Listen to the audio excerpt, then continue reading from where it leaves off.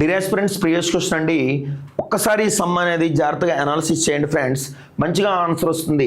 A number when divided by a divisor, ఏదైనా ఒక సంఖ్యను భాగిస్తే ఏమవుతుందంటే, ఒక సంఖ్యకు భాగిస్తే 23 రిమైండర్ వచ్చిందండి.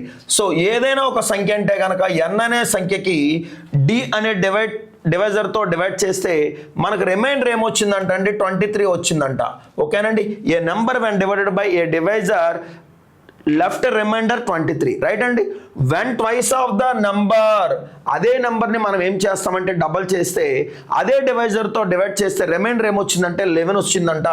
అయితే డివైజర్ ఏంటని అడుగుతున్నాడండి. డియర్ గైస్, ఇక్కడ రిమైండర్ 23 వచ్చిందంటే, సో ఇది రిమైండర్ 23 ఎప్పుడు వస్తుందంటే కనుక, డియర్ ఆస్పిరెంట్స్ గమనించండి, రిమైండర్ 23 ఎప్పుడు వస్తుందంటే 0 టైమ్స్ అయితేనే మనకి రిమైండర్ 23 వస్తుందండి.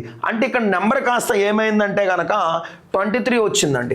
23ని డబల్ చేయండి, డబల్ చేస్తే అదే డివైజర్తో డివైడ్ చేస్తే మనకి రిమైండర్ 11 వచ్చిందంటే, సో ఏదైనా ఒక సంఖ్యకు ఇంకొక సంఖ్య చేత భాగిస్తే మనకి శేషం వచ్చిందంటే, ఏదైతే శేషం వచ్చిందో దాని డిఫరెన్స్ తీసుకోండి.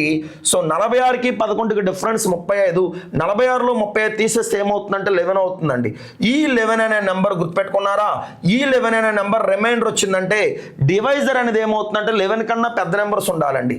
11 కన్నా పెద్ద నెంబర్స్ ఏంటంటే 35, 1 జా 35 అంటే D ప్లస్లో 35 రావాలంటే 35కు కోప్రెమ్స్ ఏంటంటేనన్నా 1 కావచ్చు, 5 కావచ్చు, 7 కావచ్చు, 35 కావచ్చు. నేను 157ని యాక్సెప్ట్ చేయట్లా. కారణం ఏంటంటే 1 చేత డివైడ్ చేసినా, 5తో డివైడ్ చేసినా, 7తో డివైడ్ చేసినా దానికంటే పెద్ద సంఖ్య అనేది శేషము రాదు. సో ఎప్పుడైతే నువ్వు 35తో డివైడ్ చేసావో దానికన్నా చిన్న నెంబర్ అనేది రిమైండర్ వస్తుంది. కాబట్టి సో మన ఆన్సర్ 35 అండి, ఆప్షన్ 3 అండి. ఓకేనా ఫ్రెండ్స్?